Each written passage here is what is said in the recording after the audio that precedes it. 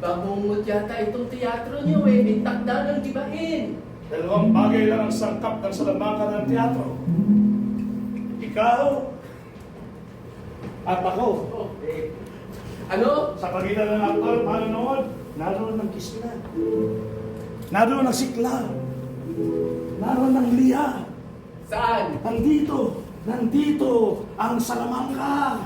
Sa teatrong ito. Sa pagitan ng Nang nagbibigay at tumatanggap. ang tumatanggap na nagbibigay na tumatanggap Na nagbibigay. na tumatanggap ad infinitum.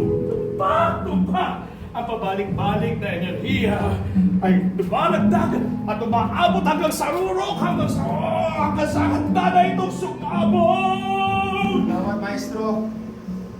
Parang hindi ko kaya. Bakit? Mamatay? Kaligayahan hanggang mamatay? Hindi ba mali? Anong mali ron? Nabubuhay tayong lahat para sa mga bagay na karapat-dapat ikamatay. Opo, pero parang hindi ko kaya. Hindi pa nga nasa entablado itong ating mga takot, ang ating mga kahinaan, pero gayon din ang ating lakas, ang ating katubusan. Oo, pero Kaya bawal ang mahihayin sa teatro. Bawal ang mahinhin. Bawal ang arte. Bawal ang inggit.